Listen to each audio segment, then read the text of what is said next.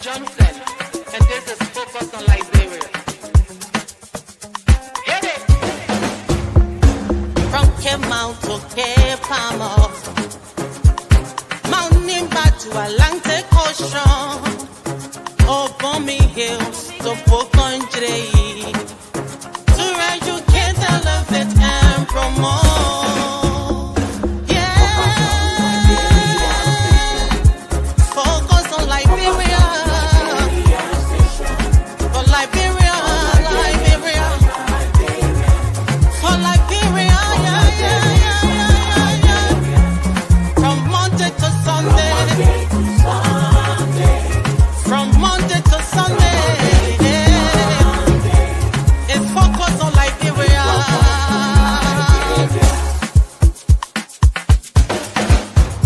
Talk about home affairs, hey, in diaspora, current affairs, hey, reliable information, history, ooh, talking about culture, hey, politics, education, entertainment, business, sports, advertisement, articulation. Focus on Liberia. Focus on Liberia. Focus on Liberia. From Monday to Sunday.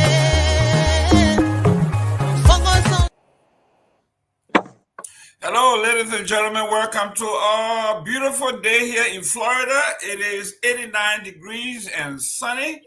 We have the Club World Cup going in Miami, and we are having a great time here. But today is a special day for us. We are on Focus on Liberia's On Point. This is where the intellectuals come. We are talking about the heavyweights. And with me today, I have the Islamic scholar, Mr. Dukley. How you doing, Doc? I'm fine, thank you, Mr. Gayman. It's a pleasure to be here. Excellent. And in the upper right-hand corner is the heavyweight from the, I guess from South Jersey, but represents the Keystone State, city of brother-in-law right next door. Mr. Victor Nambi, how you doing there, sir? Hey, it is good to be here. I'm in Vegas Light, which is Atlantic City. But let me wish you guys happy Father's Day. Happy Father's Day to the audience as well, fathers in the audience.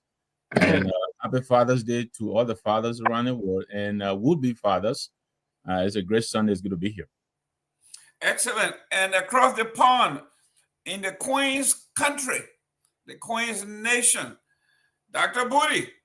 How you doing, sir? How you doing? How's the weather on the other side of the world?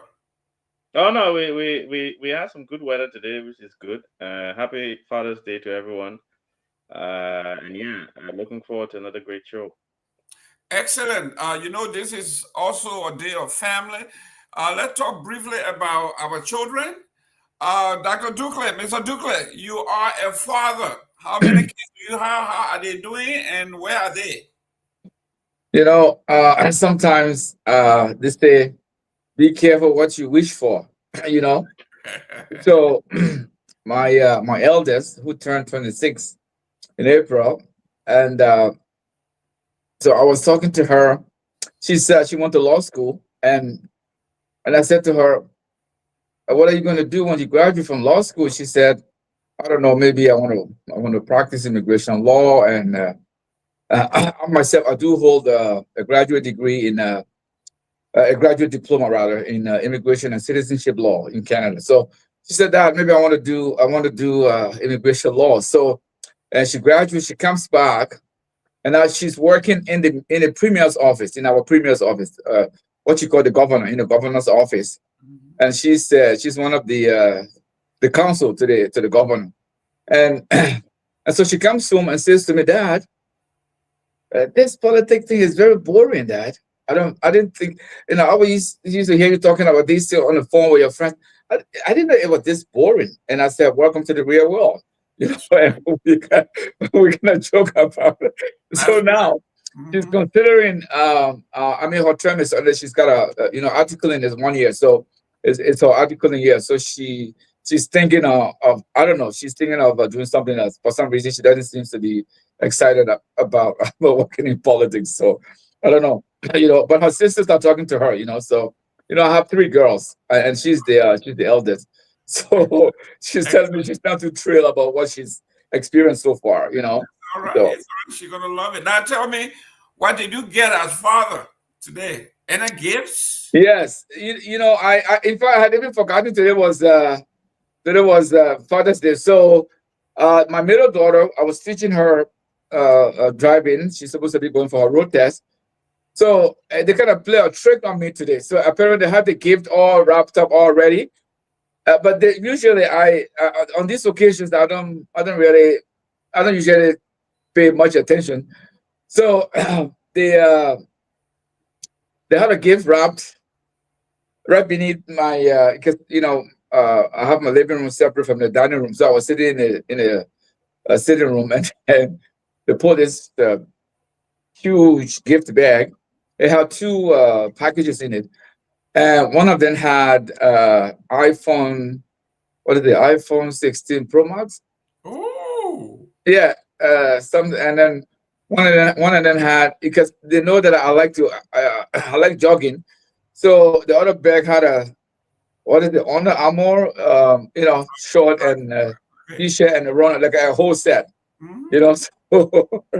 So I said, "What's this?" She said, "Oh, Dad, today's Father's Day. We know you like jogging, so we got you this. Dad, we know that you're the only one who has Samsung in this house, and we want you to have iPhone. So that's so what you iPhone 16 Pro Max." So that was Hey, a surprise they have for me today. I mean, I don't like anything that has to do with iPhone, but I guess I have no choice, so I'm got no gonna stuck choice. with this one. When you have three girls, you got no choice. Let me go Yes. to Victor Nambe. Victor Nambe, how was your Father Day? Yeah, congratulations there, Duke. Sounds like you had pretty much of a good time. Yes, my father's pretty quiet, but I have three boys myself, and I have a daughter. My daughter was I had her when I was in top high school. That's 81, so that'll make her about 43. She lives up north, Jersey, West Orange. Actually, she lived with my sister, so it's kind of awkward. She sees me more like her uncle because my sister has a lot of kids. They all call me uncles. But yeah, she has two kids of her own, so I have two grandkids by her. I have three boys by my wife.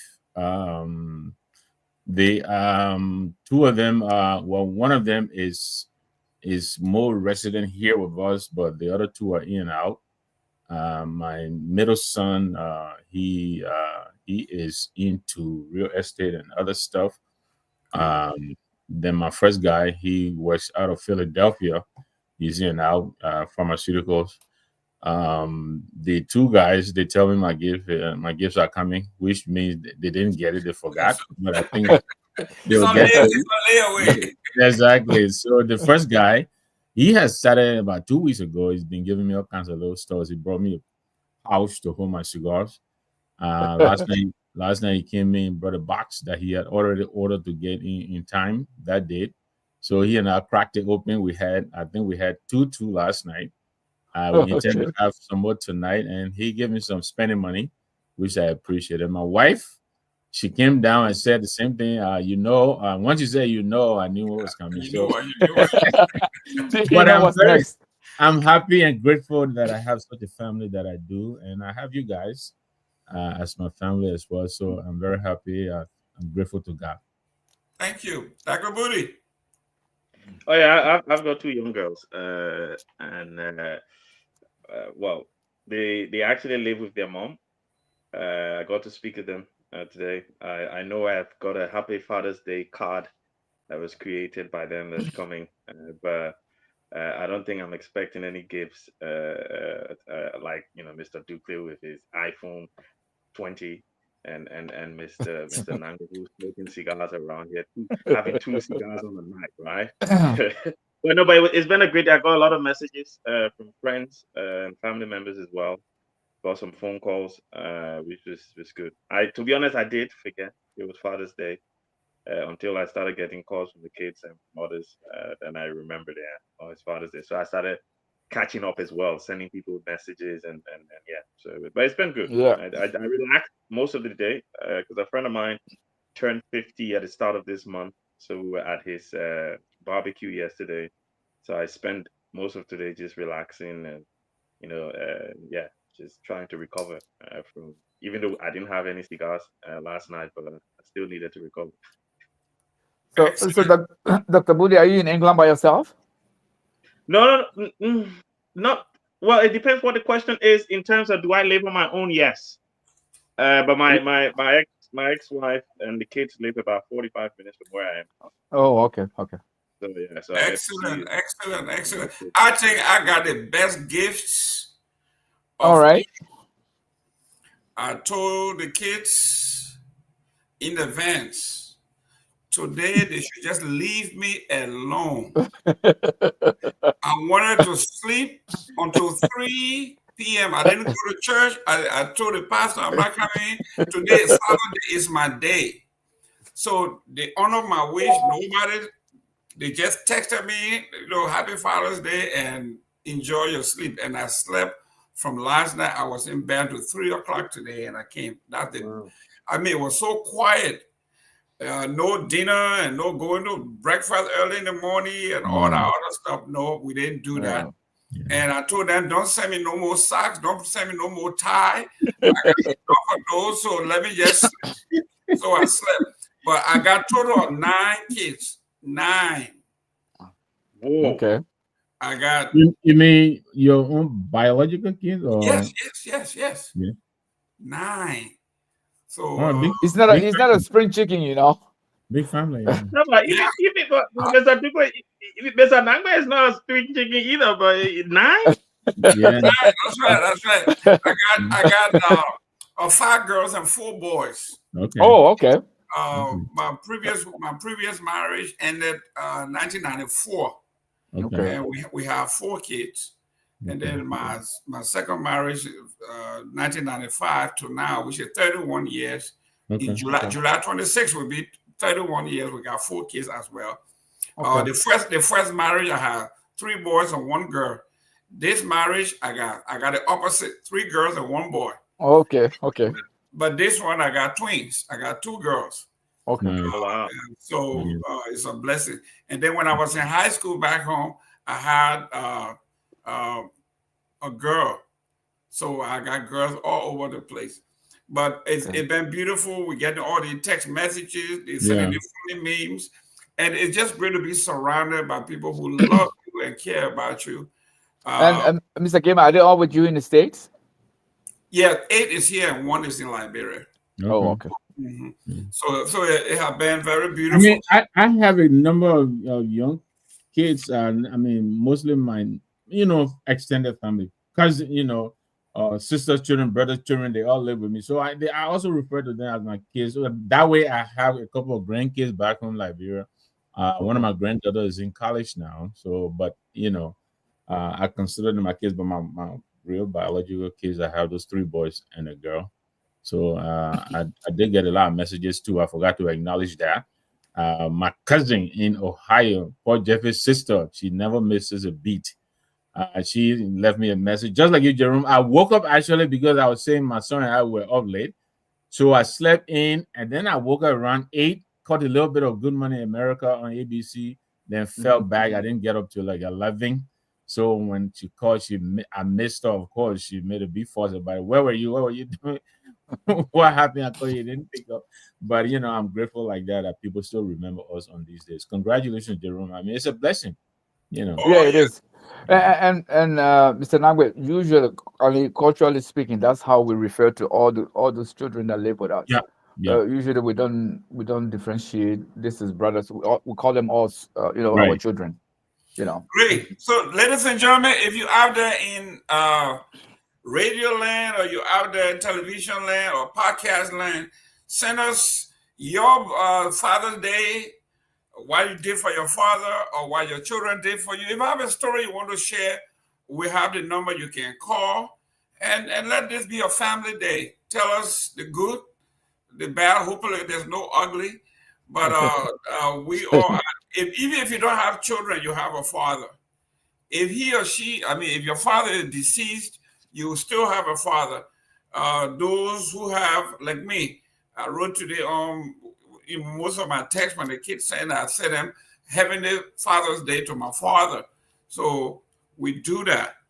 So what we are saying here is Father's Day is a special day, and everybody should be grateful for fathers. You know, there's a dichotomy. When there's a Mother Day, the whole house is bustling. Now, But with Father's Day, you know, it's on the way, huh? That's what it's we call you or something like that. But with Mother's Yeah. Day, everybody's Anyway, calling you. yeah. Everybody calling to remind you. Oh, don't next week is Mother's Day. Don't On forget. Mother's Day, Jerome, when I'm getting my wife, either whether it's perfume she wants, not she doesn't want it one, she wants it two, whatever I'm getting, I gotta get double. okay, so Now, you know. now the two cigars last night make sense. There So you go. in your house when you're giving gifts, you get two. They come in two. That's right. And Now it and reminds you why it's two, right? happy Father's Day to Joe Mayu. Joe Mayu, a great father, a great writer, and a great consultant. If you guys in government or you in business and you need a consultant, Joe Mayu is the guy. He did me a favor, did me a big favor, flew down to Florida to help us with some of the projects in Liberia. We had no money to pay him, but you know, he helped us out. So we His appreciate Mr. Joe his Mayu for his what he. commentary are usually very insightful. Mhm. So we are glad to have you guys. Well, guys, let's get to politics in Liberia. Well, let's go around the world and see. There's a lot happening around the world, especially. Let's start with. Let's look at what's going on in the Middle East.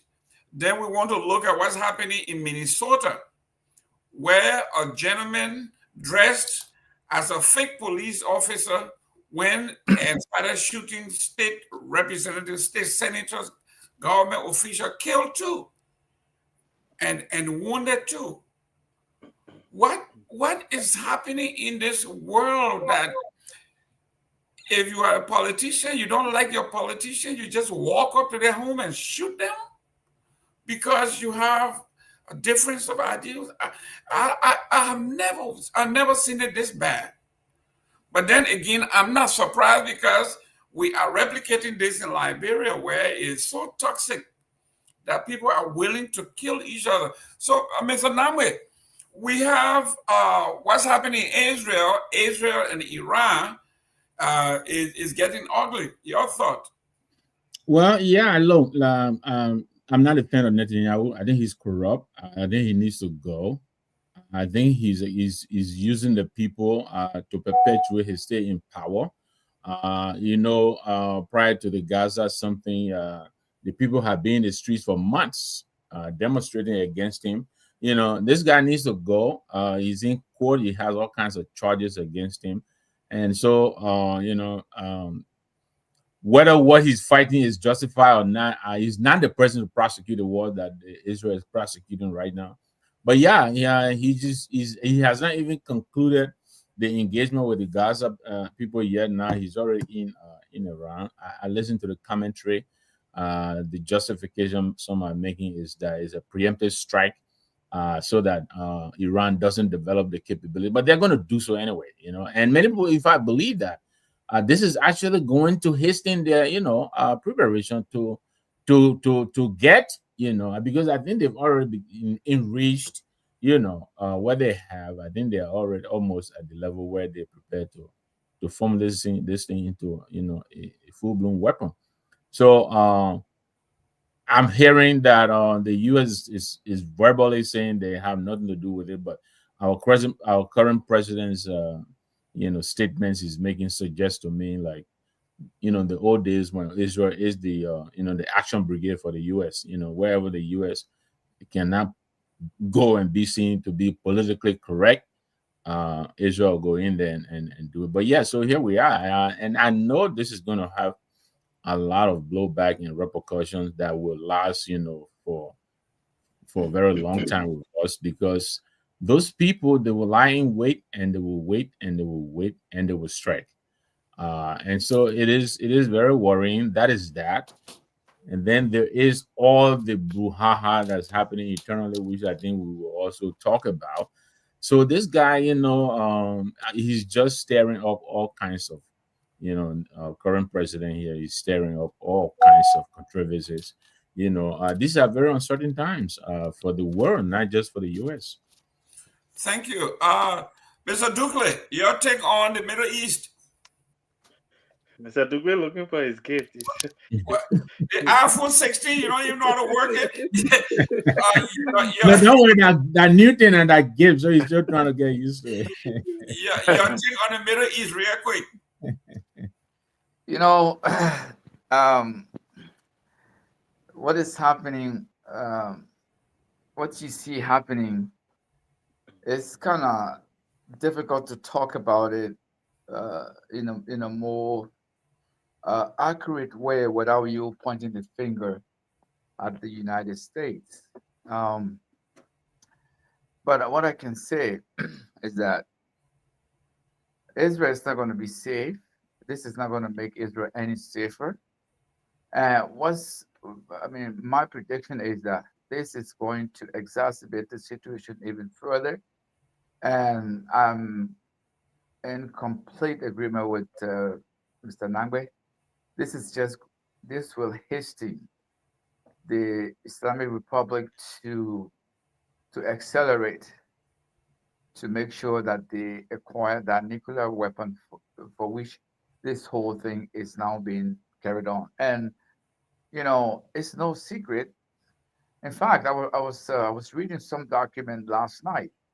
I don't know how true is it, but I read in that document that Israel acquired its first nuclear weapon in 1967.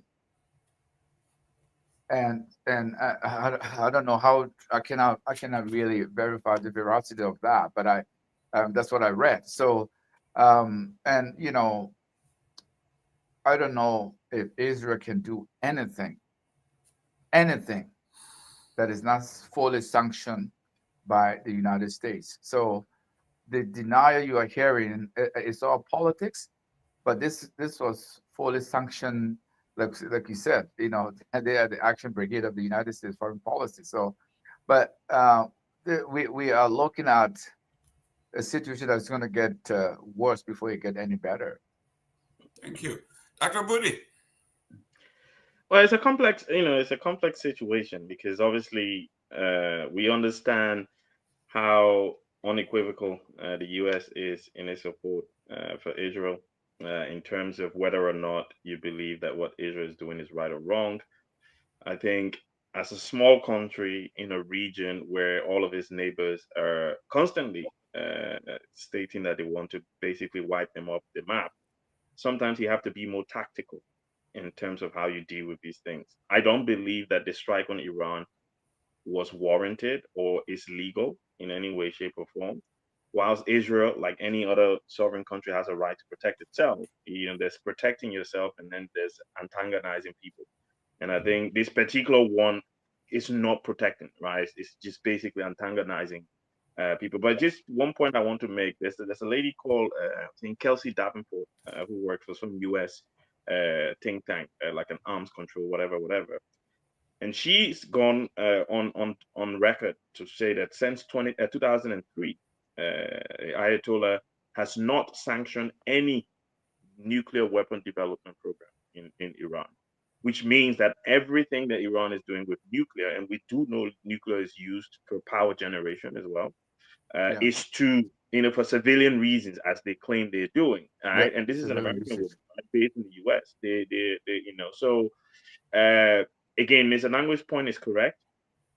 As soon as I saw it, the first thing that came to mind was Netanyahu doesn't want to leave power, right? So because he understands that the longer there is a fight going on, he believes that the Israelis trust him to fight wars, right? Hence, they will let, and obviously you can't be trying to remove a prime minister or have an election where you're being reign on with Mises, right? Yeah, So in a state of war. it's basically self-serving and self-seeking, and the fact that you would kill, whether it's military officers or not, the fact that you kill 70 something people in the first strike and then kill more people and kill more people because you don't want to leave office because you're afraid that you will be prosecuted when you leave office, that tells you everything you need to know about the man in terms of the corruption that Mr. Nangwe talked about. It's horrible, what is going on.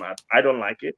Unfortunately, you have to be careful because when you talk about Israel, the Americans get a bit irate because Yeah, Israel can do no wrong, even yeah. with all of the slaughter of innocent people in Gaza that we've seen, and up until now, the Americans cannot still bring themselves to say, look, yes, protecting yourself is one thing, but you're committing genocide here now, right? Because that red line was crossed months ago, but the Americans will never say anything about Well, ladies and gentlemen, I have contrary view because I support Netanyahu and I support Israel. And it.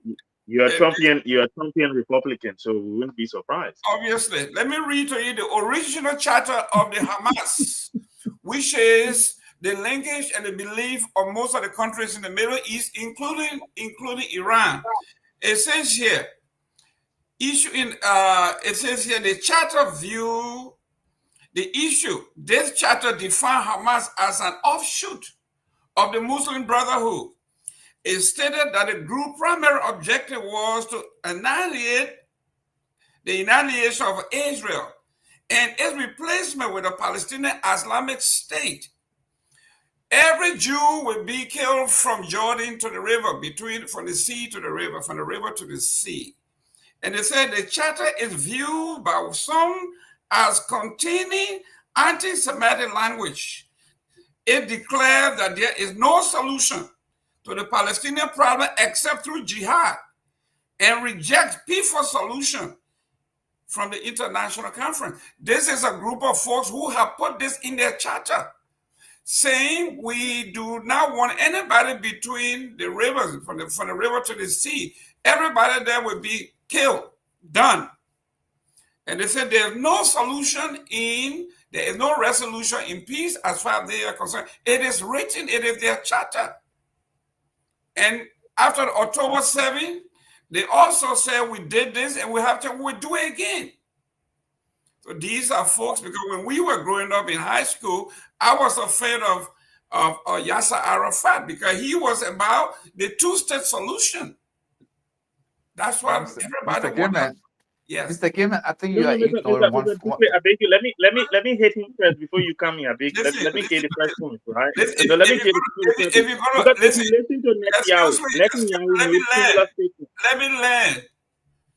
We were the follower of Yasser Arafat, the two-state solution. These people, the radical wing, the far right wing of the Palestinian people, infused by other folks, are saying they do not believe in the two-state solution. So let's go. If you're going to talk to me, I want you to read. I want you to quote documents. Jaron, send a link to Elvis. I can read.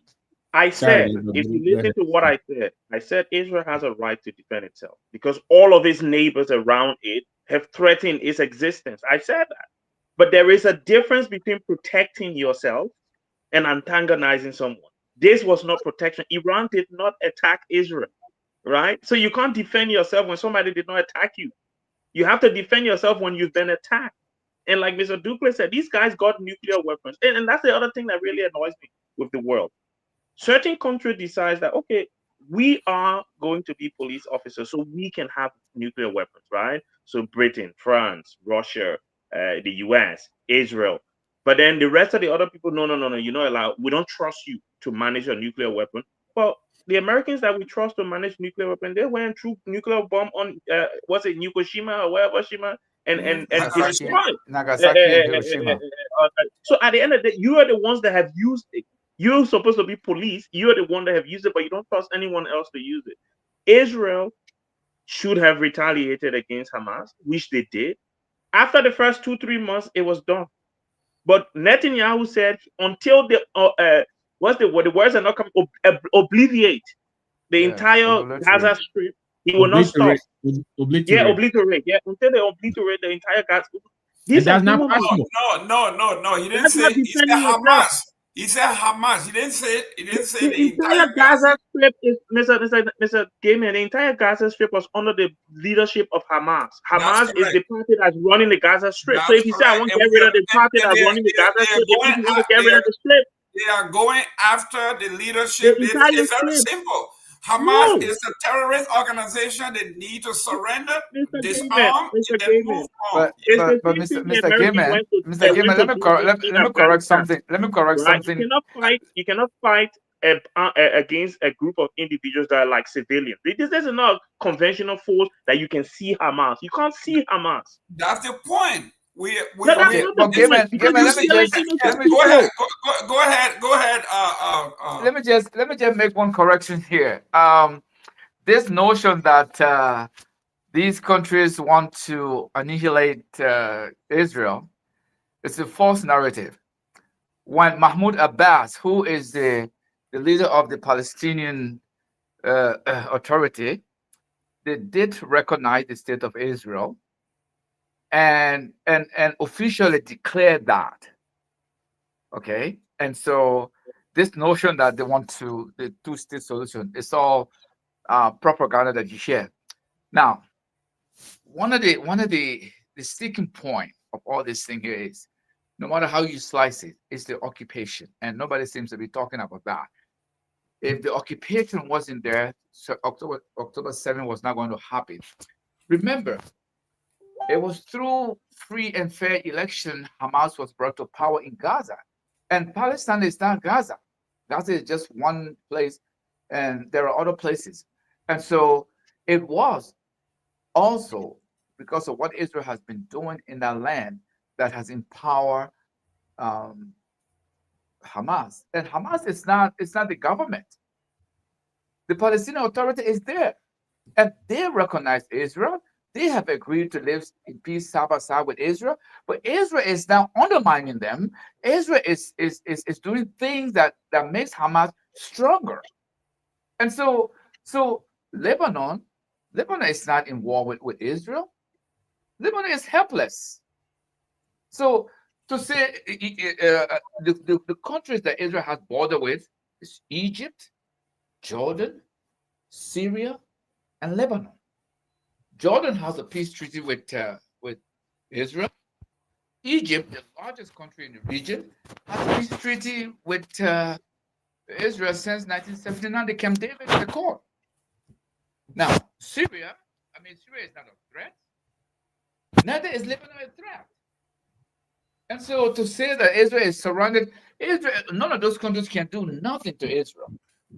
Nothing. Listen. So to say that they're going to annihilate, people can say what they want to say. This same Hamas was created with the help and support of Israel because they said they wanted to have free and fair election, and then people chose Hamas. So if you create the condition, people can easily get rid of Hamas. All right, but when we are constantly fair with this narrative, I simply say, look, I've been to Israel, I've been to Jordan, I've been to Egypt. I know the region. I'm very familiar with the region. When you, and I mean, it is you have to see this place in reality to see how the people are living. Then you will get the feel. And it's almost like somebody said, if you remember a guy called Noam Chomsky. Noam Chomsky is a Jewish guy. One of the writer, we know everybody. Yeah. Everybody knows. So Noam Chomsky said, if you want to taste, if you want to get the feel of what the Palestinians feel, let the United States occupy a little portion of Canada, and let the United States see and feel how the Canadian will feel about the United States. That was the analogy Noam Chomsky used when he was talking about the Palestinian occupation. That's what Donald wants to do. So Ghana wants Canada. It's He wants easy the to whole talk thing, about not it here India. when we're sitting in comfort. We got all what we want. We can put the light on, get shower with hot water.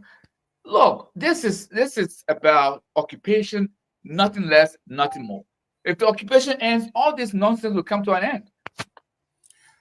Ladies and gentlemen, welcome to the second. To the first part As, as, we, as, of we, this. as we close that out, Jerome, I just Yes. want us to consider all of the human suffering that's coming out of this. Is it really worth it?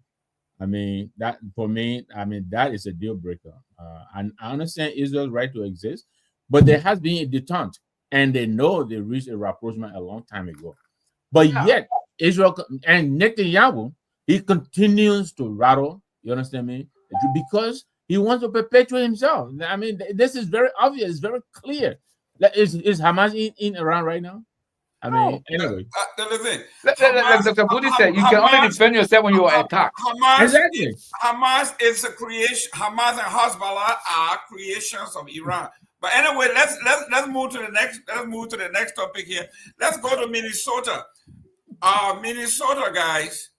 Yesterday, Friday actually, a gentleman dressed up like a police officer with a fake police car went to the state senator's house, banged on the door. She opens the door as though a police officer. He shot and killed she and her husband. When the next block to another one, shot he and his wife. Guys, it's getting crazy out here. That's Minnesota we are talking about. Nambi. Yeah, and it's really we were on a conference yesterday. I think you and I and one of our fellows involved with the arrangement for our gathering this weekend was saying this is right around where we're supposed to be gathering, and he himself, I think he was still shaken up. So I pray to God that our gathering this week, the CMC gathering, we'll get it, we'll come to pass in peace. But and when violence is being introduced in politics, I think then we've reached rock bottom. Politics is always a competition of ideas. You put your ideas in the marketplace. If the people like what you're selling, they'll pick you. If they don't like what you're selling, this is very unfortunate. The initial reports that are coming out, first of all, this guy went against Democrats. He didn't go he didn't go after any Republicans, or that is concerning. But the reports are suggesting that it seems to have been an issue with abortion. I think this is a guy who, I guess, abortion, and therefore, and these are still early days. I think the reports are still coming. But yeah, but very unfortunate. My hearts go out to the people of Minnesota. I think he killed, like you said, two. I think two got wounded. I think they're still in the hospital. I wish them all the best. I pray for everyone, especially our Liberian community in there. I know people are deeply traumatized by this, but he's still on the run as we speak. I think they haven't found him yet. But yeah, has to be condemned by all. It's not welcome in the political space. Violence. Dr. Booty, the folks in Minnesota and law enforcement officers, this is a conundrum. This man said he voted for Trump, but then in his car, he had all the protest material. We don't want king, no king, and all of that. He's protesting against Trump. Then the government that he's opposing, the governor of Minnesota, appointed him to several boards and he's working in the government. So the people don't know what to make of this guy, and now he's on the run. I don't know if you follow it in the UK. I've seen, yeah. Obviously, there is a huge Liberian connection in Minnesota, so yes, I've seen bits and pieces in terms of the reporting. I think for me, the only thing I can speak to just now is the fact that people have lost their lives. Right? I think once the investigation is concluded, there will be more information to come out for us to understand whether this was politically motivated. Because, like you said, he said he voted for Trump, but then he got stuff in his car suggesting that he's campaigning against Trump, but then yet he's killing only Democrats. So it's confusing.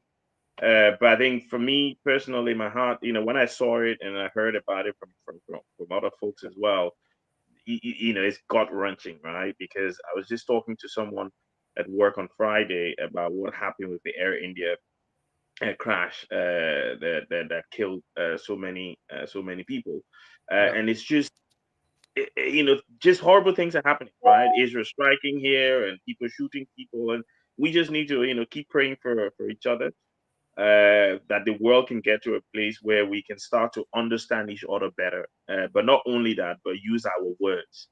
Uh, Finally, you guys, Mr. Gavin, the Republicans in the U.S., you need to start to think more logically, I believe, and there has to be stronger gun control laws in your country, because I think it might not, and obviously the investigation will tell us whether or not it would have helped in this particular situation. But I think the proliferation of guns just makes these kind of things more frequent than in other countries across the world. Mr. Dukley, we talk about political violence. We just had an election in Liberia where several people got killed. Not only killed, but the viciousness of the killing. We saw the young man in Foyer. They said the Unity Party said they went in his house and they saw a photograph of President Weah. So they chased him in his house. They chased him in his house. They killed him in his house. They brought the body out of the house, and in public they beat and dismembered the body. This young man they call Momo. Yeah. Because they said he should not have been in that area supporting anybody but Unity Party. Mr. Boykai, isn't this very, very simple? People want to say, that's political violence, isn't it? It is. Who's It is Mr. political Burkett? violence, and really, when I saw it, my heart goes out to that couple, Mrs. Hoffman and her husband. And really, whether it be it in Liberia or in Minnesota, there is no place for political violence in politics. There should not be. But with the with the incident of Minnesota, there are many other dimensions to it. Particularly gun control and how easily it is for someone to access gun. Um, Dr. Moody can tell you how difficult it is to put your hand on a legal gun in the United Kingdom. And I say that because we here in Canada, if you apply to get a legal gun, the process takes anywhere from 3 to 6 months before you can actually be issued that gun, before you can legally own that gun. And part of it is psychological testing and uh, a slew of background checks are carried on by the equivalent of your FBI. We call them here RCMP, the Royal Canadian Mounted Police. And so the process is extremely thorough. That's why you have very, very few gun violence in the United Kingdom. And so is the case in Canada. And as a matter of fact, for Canada, if you ever heard of gun violence, most of those guns are usually guns that were smuggled from across the border from the United States. And so it's very rare to hear about gun violence in Canada. And I'm not in any way suggesting that we don't have them here. And so for us in Liberia, I can tell you the political violence you see happening, and particularly what happened to that gentleman, that CDC supporter in Lofa, is because of the impunity, because of people feel that if they belong to a particular group, they are immune from punishment. They are immune from being accountable. And so everybody has come to internalize this way of thinking, this way of acting. And so, nobody is afraid. Nobody is worried that if he or she does something, he or she will be held accountable. And so since the cessation of hostility in Liberia, we have seen this uptick of such violence. be it on the individual level or even at the collective level in terms of political parties and associations. So what she saw happen in Lofa is the microcosm of what is within the greater society, the Liberian society. Look, people are not going to resort to what we saw in 1989, but there are going to be incidences like what you talk about in Lofa and many, many other such kind of violence. And it's not only in politics now. In our case, in the case of Liberia, it has it has seeped through all of the social fabrics of our land. You see people argue on the street. The next thing you look, they are taking up objects for each other. So people are not deterred anymore. People are not afraid of being held accountable or being punished for. So the mentality of being the impunity with which we exist in Liberia after the war, it is just troubling, Mr. Gamer, to say the least. Thank you. Welcome, Mr. Elvis. I think this is your first time on this show, so welcome to you. You only hiatus. How you doing, that young man? Happy Father's Day. Um, Usually, I try to enjoy my Sundays now, but because of the topic, I had to come on. Let me just say, Happy Father's Day to all of you, and it's good to be back. They probably won't be a regular, but I just wanted to really chime in because this is something that is very close to my heart that I wanted to chime in on. Thank you, Okay, which Elvis. one? Look, on the issue, I know we passed the issue, but I really wanted to come. I had to even make a new Facebook page just to come on. And I respect everybody's view, everybody religions, and everybody, political persuasion or ideologies. But I need to espouse mine because I feel like as Liberians, especially we don't understand these things. We haven't done a deeper dive, and we love our Muslim brothers in Liberia. But when you're arguing ideology, it's never personal. So when you look at the state of Israel as it is constituted today, people who are students of history understand that when the Roman Empire fell and the Ottoman Turks took over the land which is now Palestine.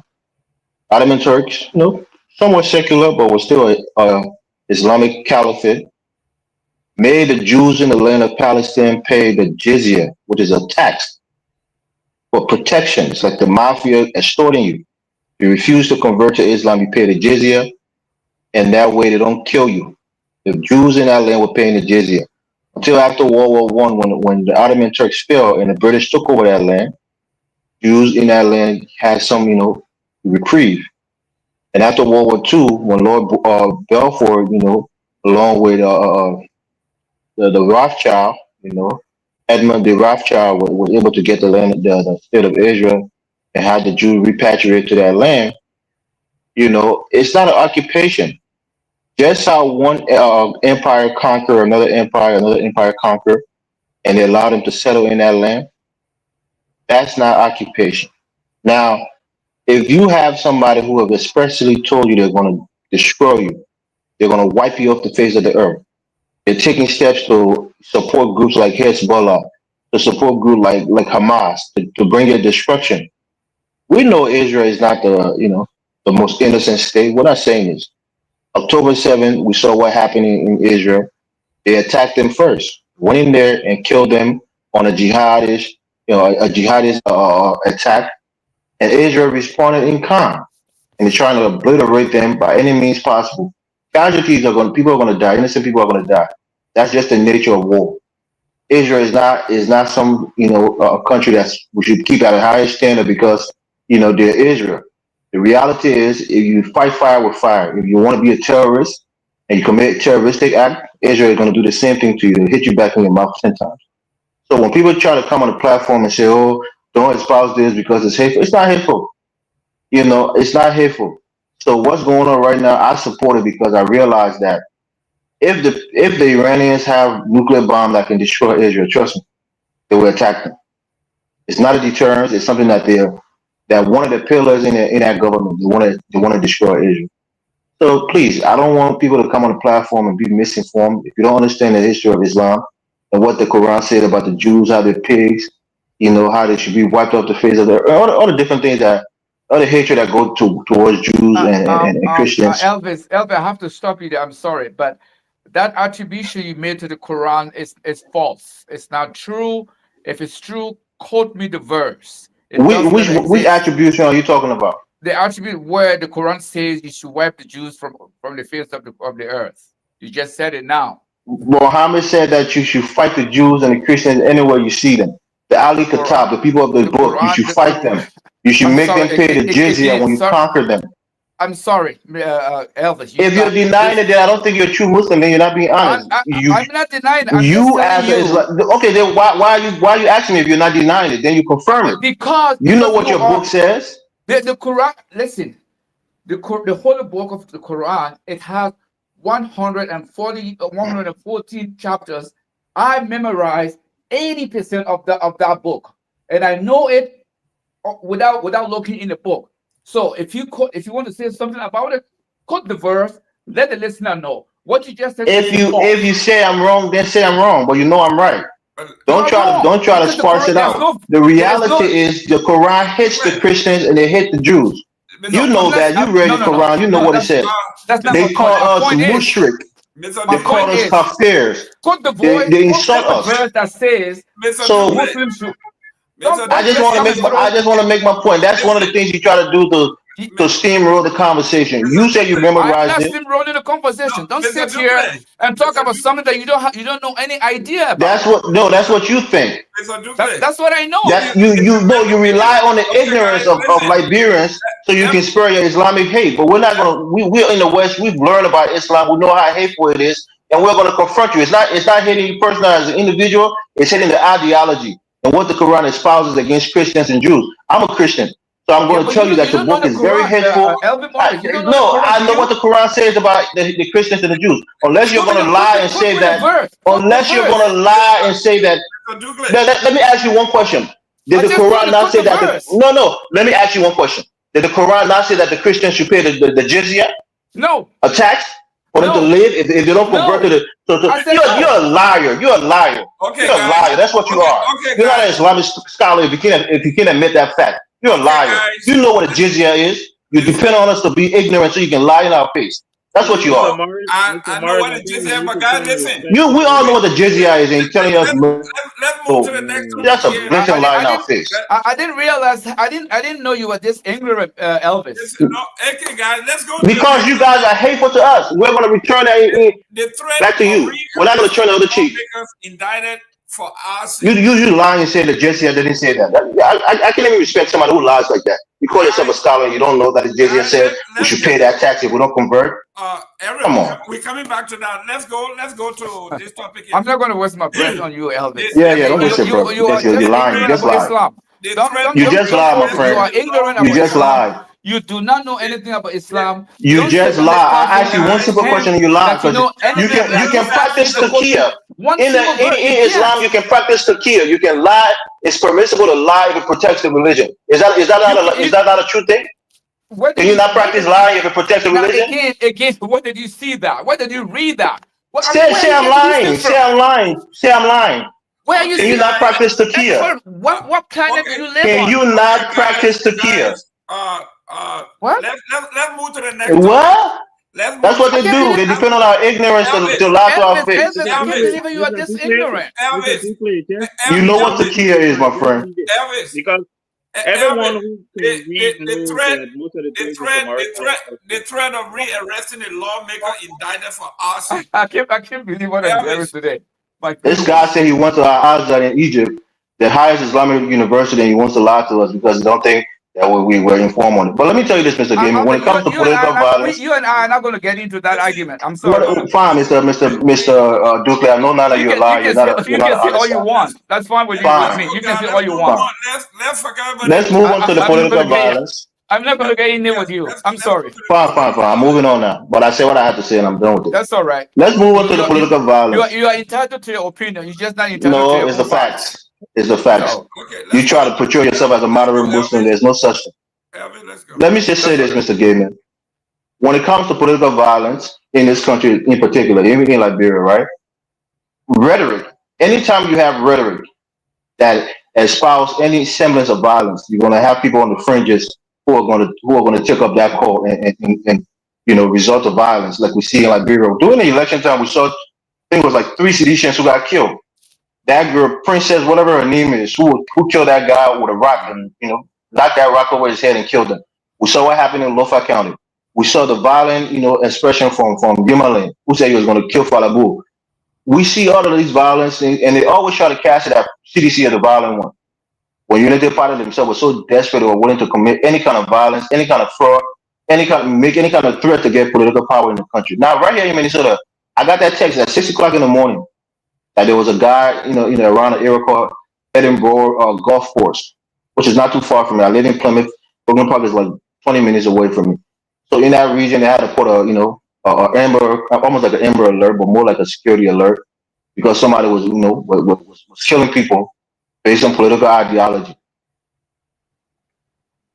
Hmm. If you're against abortion or you don't agree with how the government is run, right now in our state, we have a deadlock in our legislature where the Democrats have, I think, like a 1 or 2 seat majority, and the governor has been doing a lot of progressive work in the state. Free lunches for all K through 12 graders, something that didn't used to be free when I was going to school in this state. Things like leave for meals. When a wife have a child, you get 3 months of paternal leave. A lot of progressive policy has been passed. We had a budget surplus.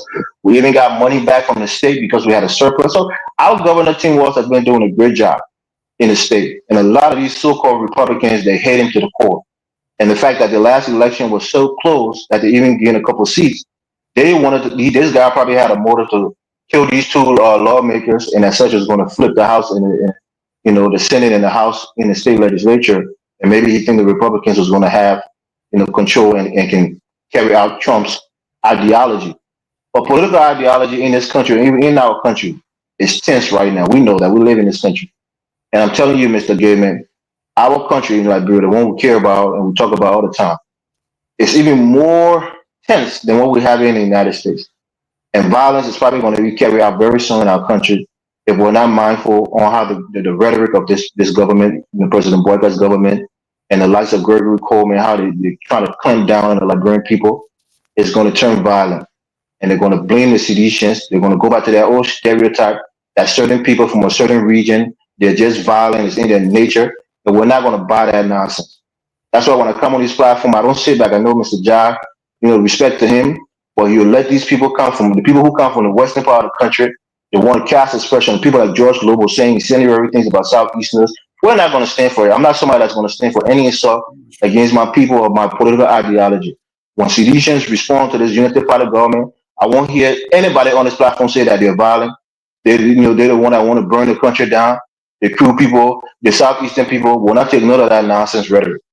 What President Boyka is fixing that bad when it comes down to laying it, will lay in it very well. Thank you, Mr. Gideon. Thank you, Doc, Mr. Namwe. A few days ago, we read in the paper that the government is trying to rearrest the men that were released on a legitimate bond.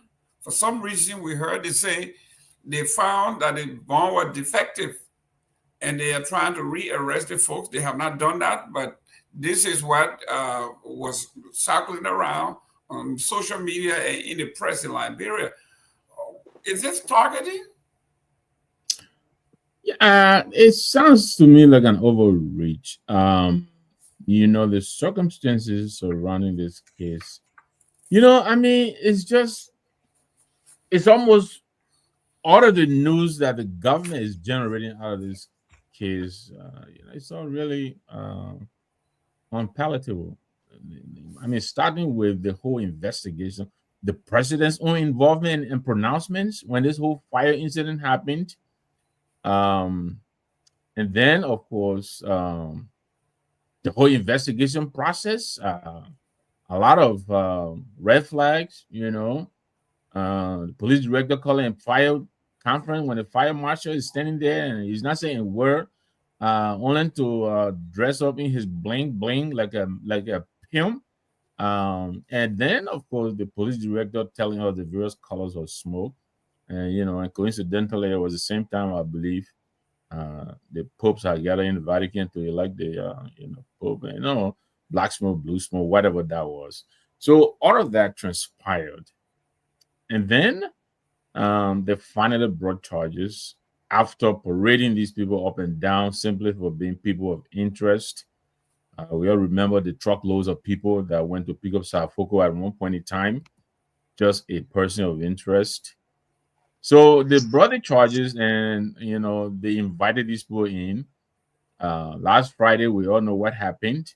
These people, they reports that they went in around 10, 11 in the morning, and nobody saw or talked to them until when all of the courts had closed after 4 o'clock, which then, of course, paved the way for them to be taken to jail because they couldn't post bond, and they spent a weekend in jail, and then they released them. I think on Monday or so, and then there were these press reports that there were additional inmates, Eldridge and the others, who were not the high-profile type of people, and these people had post bond, but the judge, even after the bond was submitted twice, he had not brought himself to take a look at it. He had not declared defective or, good enough.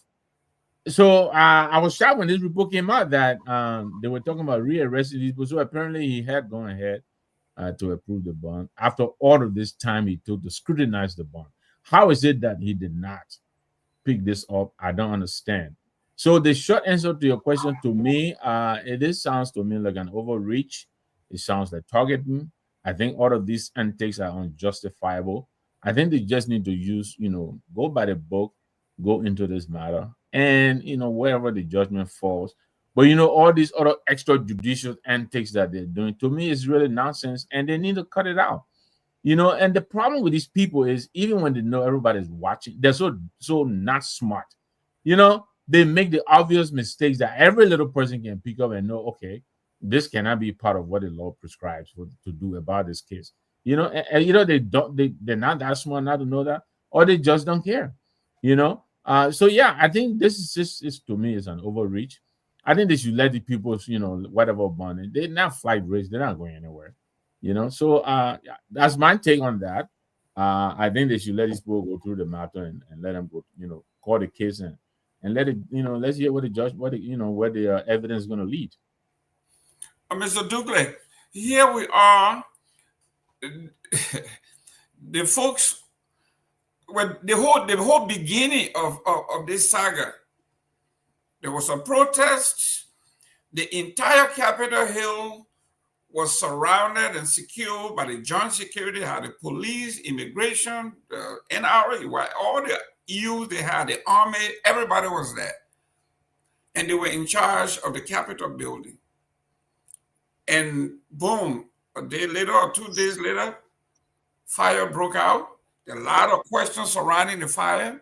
Who was in charge of the fire? Who were in the building at the time? Who were the police officers that were on shift? All of these questions were not answered.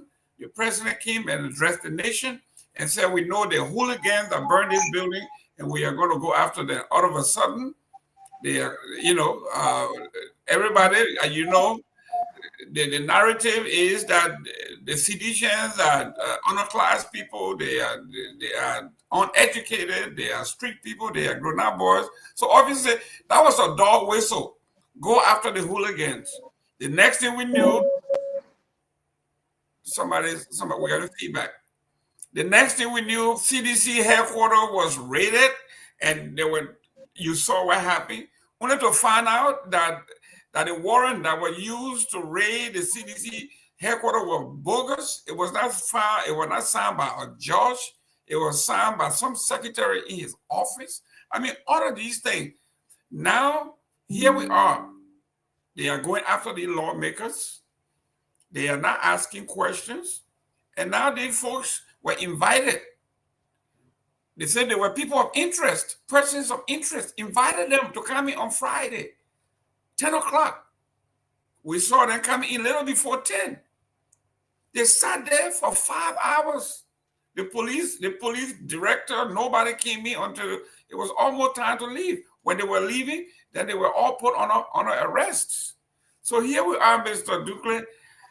People are saying this is targeting. Yeah, I think you raised a very important question in the beginning there when you talk about who was in charge of this building when this arson occurred. And I think these are uh, really fundamental questions that must be answered before you can delve into other areas of the investigation. But I mean, my take on it is that I think it feels as if there is a preconceived outcome that they want to reach, and so they are doing all they can to make sure that they reach the outcome. I mean, when I kind of read also what you read, and so when I heard about these people might be rearrested, I was kind of wondering, uh, are they going to be rearrested on what basis? Because this bond was filed last Monday. It's almost going to a week, and you mean they did not discover whatever that was wrong with the bond on Tuesday or that very Monday, Wednesday, Thursday, and then Friday? But you have to take into account the totality of these events since it happened December 2024. It has been one misstep after another, one misstep after another. And so until they can reach that desire, which I think is something that they've already decided, because what basis did the president, you know, have to come out and say this was done by this person or that person without without, he was speaking almost conclusively as if it's a fact that we know who did this, you know. And so, I have said on this platform before that most of these things you see happening, as much as people like to say the president has nothing to do with it, but the president is the one who set the stage for all these chaos to occur. Because if he was playing the leadership role that we are expected of him, he would have made sure that the investigation of this arson got underway immediately when they occur, bring in neutral people who have no fish to fry in the whole mess until they can get to the bottom of it. But instead, I don't know how true is this, but I'm told that those so-called investigators that was brought in from Minnesota or from the States, they have some connection to Gregory Coleman. And if that's true, then I mean, how can you accept anything this man would say? So, like I said again on this very platform, my opinion is this whole thing should be thrown out and let them bring in a neutral body that can investigate this fire and get to the bottom of it and make some recommendations. But the way things are going right now, this is only going to inflame the political environment that we are living in today. And and you know, Fonatikofe is not a saint in all of this. He has had his own misdeeds before all of this saga started, and it was almost we knew that he was not going to survive this leadership fight at the legislature. Everybody who follow Liberian politics, we said it from the get-go, it's just a matter of time. He's not going to survive this. And so he's no longer the speaker. I don't know what else are they trying to get out of him, and I'm not in any way suggesting that he's innocent of this thing, or he's guilty or he's not guilty. No, I'm just saying now that he's no longer in leadership position, what else do they want from him with this whole thing going on about the arson, the charges, the rearrest threat, and all that. What is it that they're trying to get at? What I mean, how is this going to benefit the Liberian people? Because you can't tell me it's about justice. Because if you say it's about justice, I can go in a list of injustices that have occurred, and so it's just one more debacle that we've seen over the course of the Unity Party's government. So I can't understand anything because I mean how do you explain this? Let's say they are going to rearrest it on what basis? What happened with the bond? And if something was wrong with the bond, does he have to actually be arrested? Do they have to be arrested before they can rectify whatever error that was in the previous bond? So, Mr. Gamer, it's kind of hard to make sense of all this nonsense that is going on. Well, Dr. Booty. Well, I think first of all, because this is an issue that has really caught my attention, right? And it should for most Liberians. I actually wrote an opinion today that I posted on Facebook, basically trying to draw our attention to the three guys who have been languishing in prison for months, right? But I was listening to the police IG the other day because a friend of mine who has been defending him encouraged me to go and listen to the video of 6 June. So I listened to the entire video. And according to the IG, there was an attempt in November last year to burn the building down that failed, right? Now, anybody who has any common sense will automatically say, well, but police, if you knew somebody tried to burn it down in November, 1 month before they actually burned the building, why didn't you increase the police presence around the Capitol building? Why didn't you check people as they were going in and out? Because you already said that, look, these people tried to burn this place down on the 10th of November, it failed. So you know that somebody wants to burn it down. So put in place security measures to prevent it from happening, right? So the police IG is basically admitting negligence, admitting incompetence, admitting that, look, we knew that people wanted to burn the thing down. And I went as far today as saying it's almost like the police wanted someone to burn it down. Because again, once you know that somebody attempted to burn it down, in any logical situation, you increase the security presence, you make sure that it does not succeed. But you sat there a month later, this thing got burned down. Now, Mr. Gaming, I know you know Omen Bwaka for a long time, right? He's sitting right And there. Waka's sitting right there. exactly, he's been around a government so long. I never knew that he had experience of fire investigation until the 18th of December. That he can merely taste the air or smell it and know that, yeah, this is arson, right? This cannot be electrical fault, right? He just tasted the air and smelled it, and boom, he knew. That's the kind of skill the president has. And then he basically told the IG, look, this is the outcome that you can come to. It has to be what my investigation within 10 minutes of standing on the premises, not inside the burned building, just outside. He already knew what it was. The fact of the matter is, if the bond is faulty, it's simple. My people, yes, there's a signature that's supposed to appear on the thing, it didn't appear. Can you come and sign? My people, yes, there's certain amounts of money you should have paid that you didn't pay. Can you come and pay that money? To go straight back to rearresting tells you what most of us are thinking, that this thing is politically motivated. Fonati Kofa won, in my opinion. Yes, he's no longer speaker, but he won. What did he do? He forced Richard Cohn to accept that he was illegitimate, right? Because if Cohn knew or felt that he was legitimate all along, he would not take part in the second election because he already know he's speaker. So the fact that he submitted himself to the second election means that Fonati Kofa won. Fonati said the rule of law should take precedence. The rule of law took precedence. He won. And that shame is what they're trying to get off their faces by disgracing this man, by dragging him through the nonsense that they dragged him through over the weekend. Because again, this is where I'm going to end on this occasion, right? Just go back to February. You live in the United States of America. Mr. Dukley lives in Canada. I live in the UK.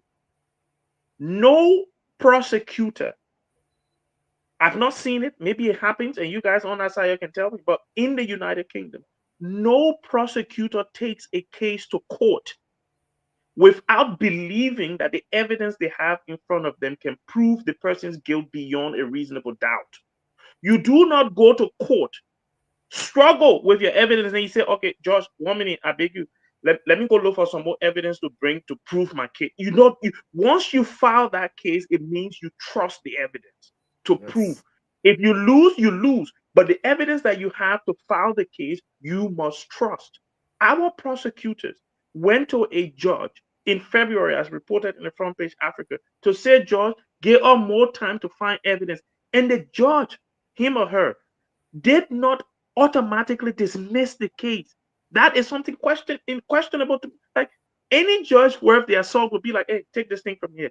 Dismiss it without prejudice, right? Say, look, I'm dismissing it without prejudice, which means you can resubmit it. When you find your evidence, but right now, release the people. That's what any decent judge should have done. But they didn't. And the fact of the matter is, these guys are not incompetent. The fact is, there is no case, in my opinion, because the questions are so many, and they are trying to find the evidence to prove the case. And every time they try to maneuver, it exposes them. Every time they try to maneuver, it exposes them further. There is no case here.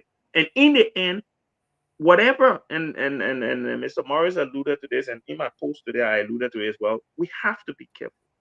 We've seen in our country when the small people are trampled on for a consistent and sustained period, they normally rebel. We saw it in 1979. We saw it in 1980.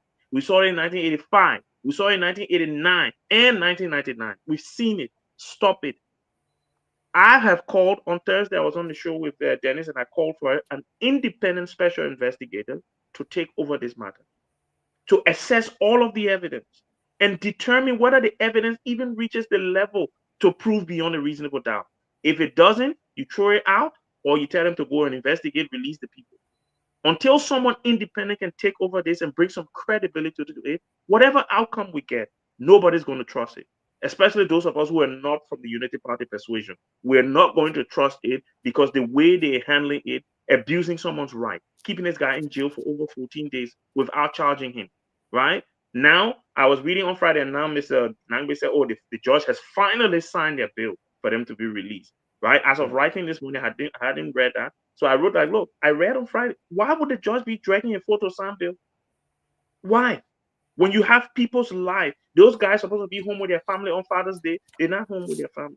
So look, this whole thing is a mess, and the government is just making it more messy. Stop it. Give it to someone independent. Me, on Thursday, I call for a tier 1 Gongolo, but people know other lawyers. Bring another lawyer in that is independent of the government, independent of CDC. Let them let's bring our own Robert Bowler, right, to investigate this thing. Dr. Budi, I'm not even sure whether he did. I was only speculating. I'm not sure whether he even did. I was just saying if they are threatening to rearrest because they say the bond was defective, unless they're talking about the lawmakers. So, but those people, I think they're still languishing. And why would he not sign But you see, bill? Dr. Budi, Exactly. the impression you get is as if someone is dictating to these Exactly. judges to do something. I mean, I'm not sure of that, but I mean that's the impression I get from the way they are acting. Because and the case, I will read this: discretion or denial of right. George Willie withholds approval of bond for Capitol building arson defendant. And I'll read the first paragraph. It says, Monrovia Criminal Code A, George Roosevelt Willie is yet to approve the criminal appearance bond submitted on behalf of Tom Edrich and several co-defendants accused of setting fire to the Capitol building. It can be recalled that Eldridge and others were arrested, detained, and forwarded to court following their alleged involvement in the arson incident. Initially held at the Monrovia prison, the defendants were later transferred to the Kakata Central Prison. The arrest coincided with the police investigating involvement with Kofa, Representative Abu Kamara, DB, and Sibo, On Tuesday, the defense team filed a consolidated criminal appearance bond on behalf of all the accused in accordance with Liberian law. However, Judge Willie isn't yet to approve it, effectively prolonging the detention of the defendant, despite what legal experts describe a presentation of sufficient surety. Article 21I of the 1986 Constitution of Liberia states all accused persons shall be bailable upon sufficient surety. The judge's inaction has triggered constitutional concerns, with legal analysts and human rights advocates questioning whether the delays stem from judicial discretion or constitute a denial of due process and the fundamental right to bail. There are increasing calls for the judiciary to act to prevent what some describe as arbitrary withholding of human rights. This is a judge. These people have followed the law. They have gone through the processes. They have secured their bond. And this judge, Judge Willie, Roosevelt Willie, decided upon himself single-handed arbitrarily to deny or withhold their bond, and the people are still languishing. Remember, this young man was incarcerated few days after the fire, which was what? Excuse me, a few months ago. 18th of December. December. Yes, this man been in jail all this time. So, Elvis, this is the headline that was on the 13th. This is the headline here. Discretion or denial of human rights. This is it. This is the old Liberia. We're going back. Because again, man, when we say these things, people think we use all kinds of words. You're hateful, you're divisive. Look, the child who didn't hear that, they would feed. When Doe thought that he had all the military behind him and he was so powerful, nobody could dislodge him, he was dislodged. When Charles Taylor thought that he came with the biggest gun, nobody can take him out, he was taken out. So look, I'm going to say this. I'm not even going to argue on the evidence because we don't know what evidence they have. But on the issue of due process, I'm no lawyer, but lawyers have a saying that if the law isn't on your side, you argue the process. And many cases have been dismissed because of procedural error. And if you're refusing to give people their due process, that's grounded for dismissal or even a mistrial. We heard the central bank governor making an outlandish statement that nobody should give bond unless they consult with him. What relationship does the central bank has to the court system? So insurance companies who can give surety of bonds for somebody who wants to pay the bond. I mean, the reality is we have a dictator in the making, if he's not already a fully-fledged dictator. And people like this, you have to fight fire with fire. We can't be docile. We've come to a place where we expect ourselves to be docile and to put our hand between our legs and sit on it. We don't want to take actions when your rights are being trampled on. One of the things I respect about the American people, they would go in the streets, they would protest, they would stand up for their rights because they know how precious it is. So gain it is very difficult, to lose it is easy. If you sit back, you're going to lose your rights. You're going to see it eroding right before your face. On this case, I'm not going to tell you and put my head on chopping board and say Konati Kofa didn't orchestrate this whole thing. I'm not going to tell you that. What I'm telling you is that the government is wrong in the way it's proceeding, in the process in which they're arresting these people and trying to, revoke their bond. Arson is a billable offense, 100%. And if you try to make it stringent, if you're trying to make it cumbersome for this person to get bond, that's impinging their civil rights. That's going against their due process. And this is what this president has been known for. He either try to, circumvent what should be, the law of the land or the Constitution, or he blatantly just disregards it and does what he wants to do. So we don't hate President Boyka, but we're telling you, these things will bring violence in the country. Nobody is calling for it, but people who have a mind, who have a brain, will tell you that if you don't adhere to the rule of law, we're not at war. We're not on a Charles Taylor. We're not on a Samuel Doe. We're not on a dictators anymore where you have to go by decree. And if you don't fall in line, they're going to come to your house in the night and disappear you. Unless you're telling us that's what we're under, then maybe people have to go to the bush to try to fight you. But if you're telling us that we're living in a democracy and we have a country of rule of law, you have to adhere to it. If you're not doing that, then the people have to step up and tell you, look, you're not adhering to the rule of law. You have to uphold the Constitution. We have a fiduciary responsibility to do so. If you're not doing it, we have to take actions as citizens. So for those of us who are speaking against it, for the people in Liberia who are now afraid because the police has been so militarized that if, people even making statement that if you go protest in the street, you'll be dealt with. You know, look, these are the things that we spoke against. Not because this is President Boyka, you can't speak against him. And that's what I keep saying. That the generation now maybe has been traumatized. Maybe if I was in Liberia, they'll put me in jail too. Because I'm not traumatized. I'm not afraid to speak against government. Some of the reason I don't even come on the show that much, that often, because I know myself. I speak what I fear. I say what I want to say. I'm not beholden to anyone. So maybe sometimes if I come on the show and I speak the way I want to speak, Mr. Jai will feel some kind of way. Maybe you guys will feel some kind of way. And I don't want to say some things that might be seen as incendiary to this government. But the reality is President Boyka is espousing dictatorial tendencies that men who have the testicular fortitude in them should be able to stand up and fight against it. Or you hear women on the platform, you hear weak men on the platform, oh, we don't want no problem in the country. If you go there, y'all want to destabilize the country. They try to ascribe it to all kinds of nonsense, except the fact that men should be standing up for their rights and standing up for those who are even in a weaker position and stand up for their rights. Mr. Gayman, I will say this last and then I'll close. President Boyka is a mafia boss. Right now, what he's doing, there's two things he's doing. He's pinning a tail on a donkey, which is Konati Kofa. He's saying, you're it. And we're going to set an example out of you. That's what these people do. They set an example out of you to create fear so that other people don't step out of line. When they come to you and they tell you they want you to do this, Konati Kofa will be a reference point. And the third most powerful man in the country can be taken down, probably put in jail, on flimsy evidence. I can do that to you too. The second thing here is that I can strong arm you. I can twist your arm. I have the power. I'm going to utilize the power in a clandestine way to get you to do what I want you to do by strong arming you.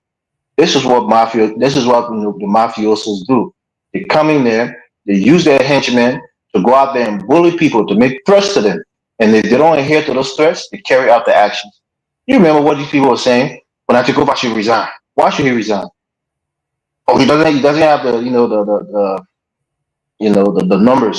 Is that what the Constitution said? That you should resign when you don't have the numbers? Then you negotiate with the man, you beg everybody all around the church, council of churches, this one, that one, to making a resign. The Supreme Court rebuke you. Didn't have the power to remove him, and you say, you know what? Forget the Supreme Court. I'll work with the quorum. So we see this. We have to continue to talk. I know you're on a different platform most of the week, but everybody who have the spine have to speak up against this government. And if you're not doing it, you're spineless. You're a weak, cowardly person. And if you're sitting in the confines of the United States or in Great Britain or in Canada or wherever you are, and you can't fully express yourself as a man and reject this government and rebuke them for what they're doing, you're a weak person. Thank you, Mr. Gibbons. Thank you. Mr. Nangbe, you want to opine or you want to go to the next subject, the travel ban? Yeah, let's move. Thank you. Let's move on to the next. Okay, guys. I'm on the U.S. State Department website, and I copied this from there. It says there is currently no U.S. travel ban specifically targeting Liberia. However, Liberia is under a U.S. State Department travel advisory with a level 3 considered travel due to safety, security concerns. The advisory recommends travelers to Liberia should consider due to the high risk of crime and the potential for severe violence, severe unrest. It's a key point. The U.S. State Department, along with other international travel advisory, recommend exercising high degree of caution when traveling to Liberia due to potential safety, security, and severe unrest. The advisory highlight concerns about crime, including violent crime, opportunistic theft, and the potential for civil unrest. These are very, very high. So, Elvis just talked about the state of the government, the state of affairs of the nation. The international community have flagged it that this is a very high risk for very basically a combustible. Mr. Namwe. Yeah, I'm sorry. Can you hear me? Yes, we can hear you now. We can hear you. Yeah, yeah. I'm sorry. Yeah. I mean, this. If you remember, a couple of months back, this news came out, and I think the same issues that were flagged. I believe our inability, to properly vet. I think this is what is dragging us down. And I think one of our colleagues here who was a little bit versed in these matters was expressing that apparently there is an RIF chip that should be in the passport. Apparently, ours is not readable by the U.S.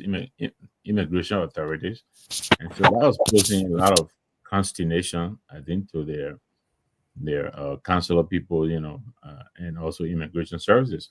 So I don't know to what extent we have addressed this. At the time we were talking this was in a draft form. So now apparently it has been finally released. But lately I've gotten a lot of calls and people talking about national ID card, something in Liberia. I think for $5 US or so. So I think people are now. I think maybe this is an attempt to address this. I don't know. But yes. I hope our authorities will take this matter seriously. Um, you know, um, this could pose a lot of problems for a lot of people. I hope it doesn't get to that. But yeah, I think we have 60 days to do something about this. Again, I hope it is given the seriousness that it deserves. I'm not sure if 60 days are enough, but I'm inclined to believe if something is being done, we may likely get an extension if we don't complete whatever we're doing within 60 days. But there are a lot of concerns as to a lot of bad actors who are coming in possession of our Liberian passports, and I think this is really what is concerning these people. And so we'll see, where it goes. Well, Mr. Nambe, you didn't address the high risk for civil unrest. It has nothing to do with passport. Uh, I'm sorry. Do you mean Liberia?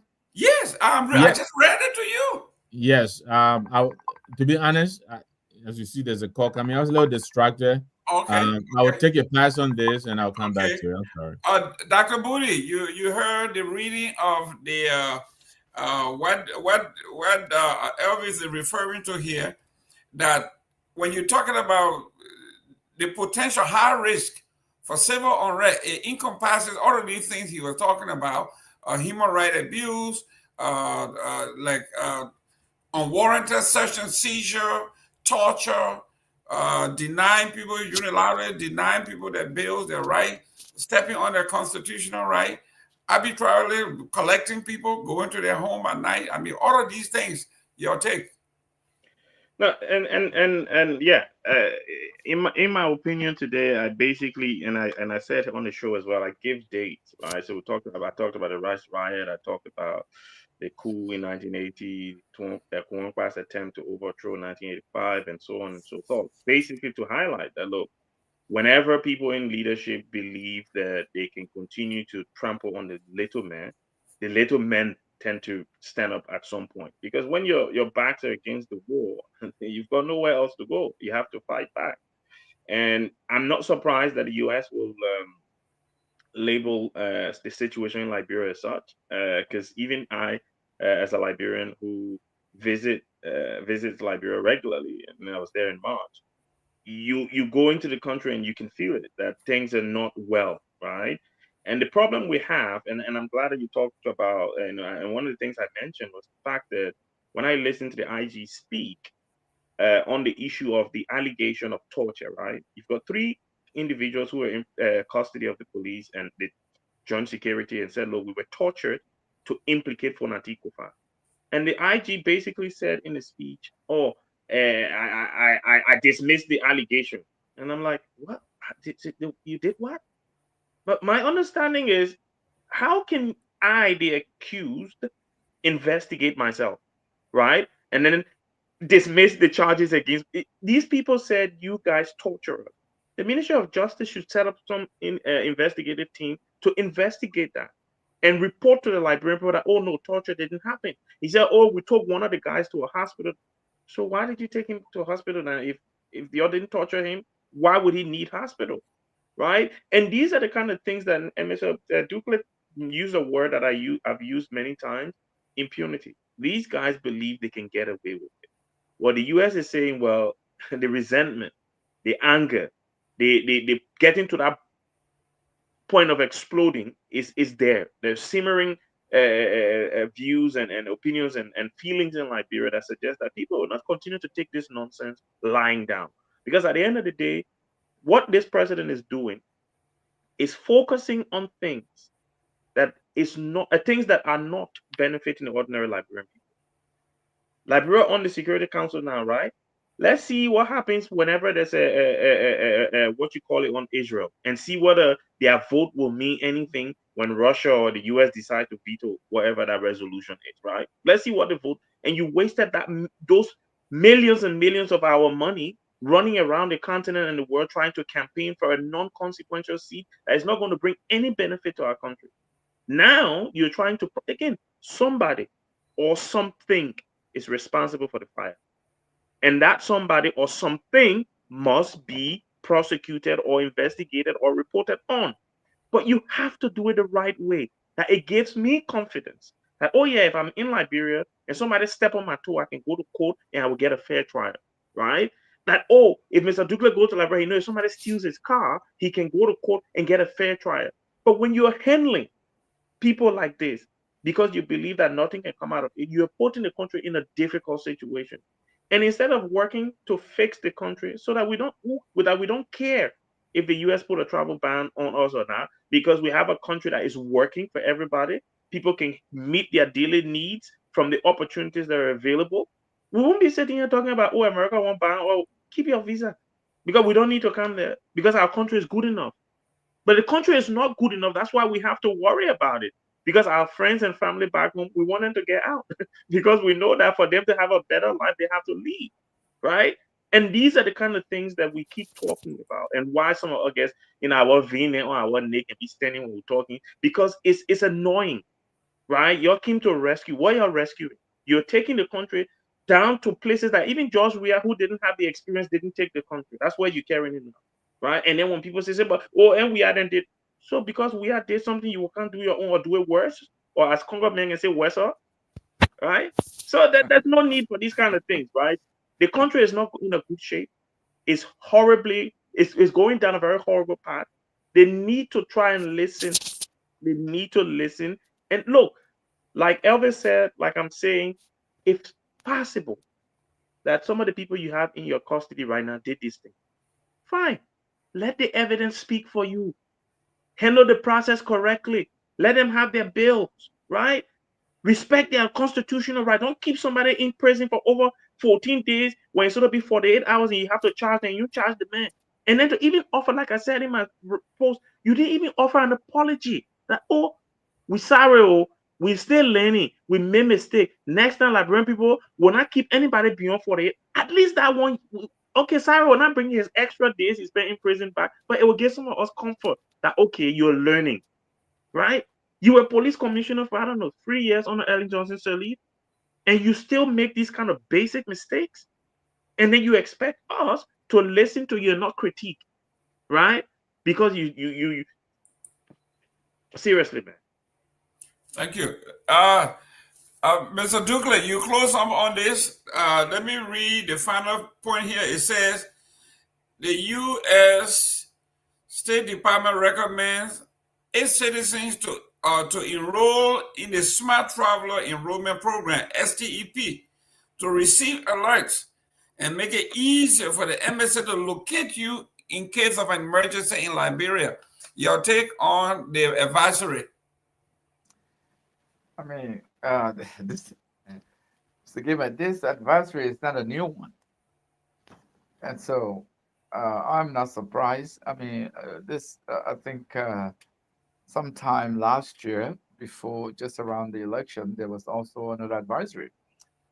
But I want to say something here about uh, what is happening now. I think we are approaching a boiling point where things might explode.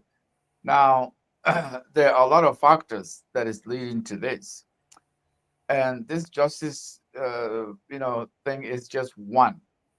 People are having economic hardship. People are finding it very difficult to do anything, and but I will also caution us when we are on these platforms and the way we evaluate things here, that's not how most of our compatriots do. And we are talking about a country where less than 50% of the population are illiterate or they are not literate. And so people are evaluating their lives based on what happened in their lives on a day-to-day basis. And so when confidence in the justice system is eroded, that goes a long way because then people don't trust the police. They don't trust that when they go to court, they'll get the justice that they think they deserve. And so you see, Kofa just went to prison 3 days or so, and all this noise has been carried out. And this other gentleman, have been in prison for almost more than 3 months or 4 months, and nobody seems to talk about them. Are they Abu Kamara and Kofa? Are they better than those guys in prison? Remember, those people got relatives, they got families, they got people who support them, they got people who they can relate to. And so when they see all of this, that creates a sense of hopelessness. And with that hopelessness, people might be willing to do anything to sort of let out that anger that has been built in them, And so when I say we should be careful, I'm making a direct reference to what Elvis said: "Fight fire with fire." I don't think that will solve anything. I don't think there's a way we can do this. We can enlighten the people by bringing the issues out as we are doing here, so that people know that what needs to be done and it's not being done. Because you see, sometimes you don't realize what you say, how the next person out there is going to receive it. You know, you might not literally mean fight fire with fire, but who knows? Who might understand it literally as you're saying it. And so I caution all of us to watch the language we use on this platform so that we don't inflame things any more than they are. Because I can tell you, if you survey the social media landscape in Liberia, most of them are talking about how life has become difficult, how life is becoming unbearable under Joseph Wakai. And again, some of them go as far as saying, uh, I wish George Weah can come back. And one lady went to say, when George was there, I could afford my susu. Now I can't even afford my susu. These little things can add up for the common person.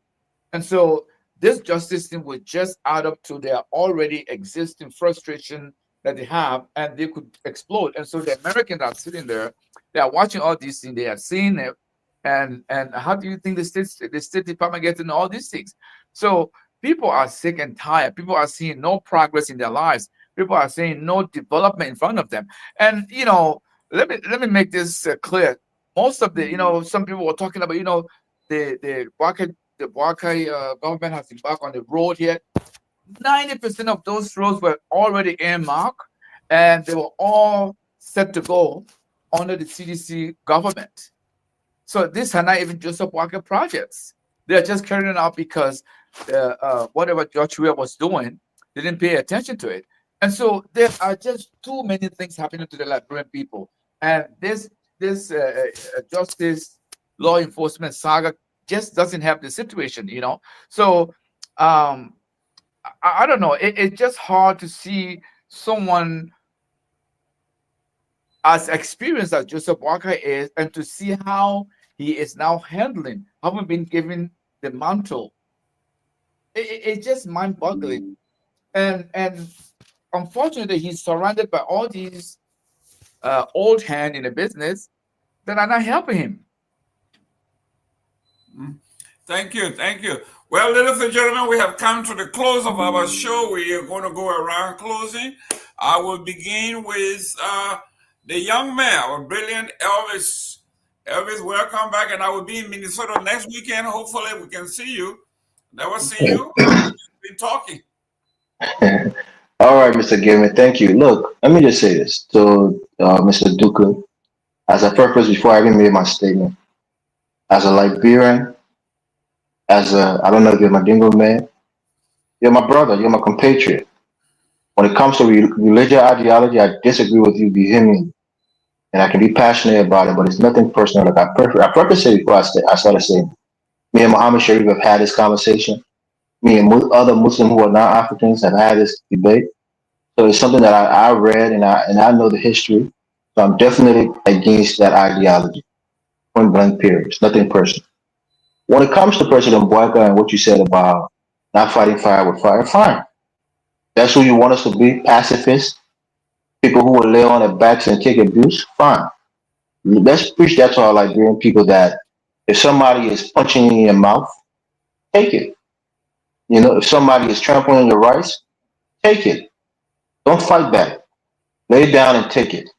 You know, if that's the idea, because this is the same thing I was saying about the platform. People think that when we come on this platform, we're here to be prim and proper, and we should say all the niceties about our government, so that we don't get feathers ruffled, and so that maybe other people will get jobs in the government or be favored by this government.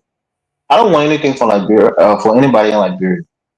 Like I said, Mr. Gayman, I know you're part of a political party, Mr. Number yourself. But if it comes to ability or whoever you're friendly with, if they're going against the Liberian people, I'll speak up against them. Well, I fear a favor, and I will speak as harshly as I can speak without going, overboard. But I don't think that we should, act as if the United States government don't have CIA agents in our country who have the pulse of the nation and know that we are a boiling pot that is due for explosion. And who caused this? Was there ever a time in our country that before the election time came, what President Weah was really doing these kinds of things? Yes, he didn't govern well. You can make that argument. A lot of opportunity was missed under him. His inexperience, ineptitude. If you want to use all those words, fine. There was never a point where people was worried about, that their rights were being trampled on, and the president was just ruling the country with an iron fist. Never that. So I just want to caution President Boycott and tell Liberians, and I've been saying this on the platform for a long time. You're men, the women too, but the men in particular. You have to stand up and advocate for your rights. And those who don't have the means or the ability to stand up for their rights, it's your duty to, as a man, stand up and fight for them. If Liberia is doing well, we're happy. If Liberia is not doing well, we're sad. But ultimately, the people who are living in Liberia are the one that's going to suffer the most. Those of us who are privileged to be in the West, we have the comforts, we have the ability to earn money. We're not being, disgraced as men because we can't provide for ourselves, for our families, like what we have in Liberia. A lot of great men in that country, but because of the economic situation, they've been brought down to the lowest level. So you, as a man, have to find your dignity in advocacy and standing up for your fellow citizens when the rights are being trampled upon. I come on this platform from time to time to just speak and not even get myself too much invested emotionally in Liberia because I know who I am and how I am. When I speak, I'm speaking because I mean it. But again, Mr. Gary, it was a pleasure being on the show. Now, I used to be on the show more often, but I'm trying to keep my sanity because what's going on in the country is it just make people best, as we say on the make people best all the time. So thank you for having me, and happy Father's Day to everybody again who's watching and all of you on the panel. Thank you. In the social sciences, they say good to vent And don't keep it to yourself. Come out here and vent and go home and be a regular person. Dr. Booty, I know it's getting late on your end. Yeah, no, it's yeah.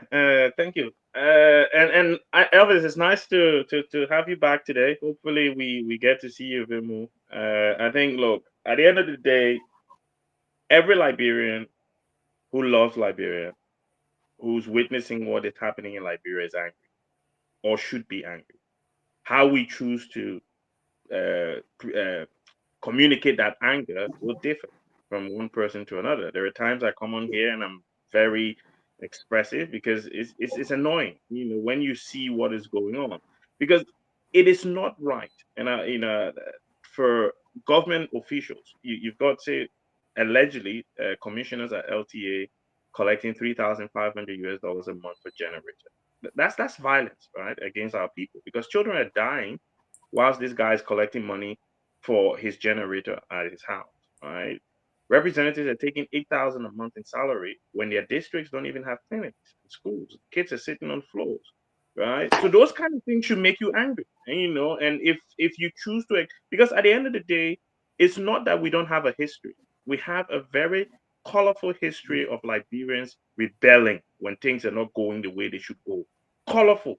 No, in the last, I was born in the early 80s, and in my short life, I've seen at least about 5 different instances of that happening, where we as Liberians, when we've become alienated by the political elites because they feel they can get away with the impunity, we rebel.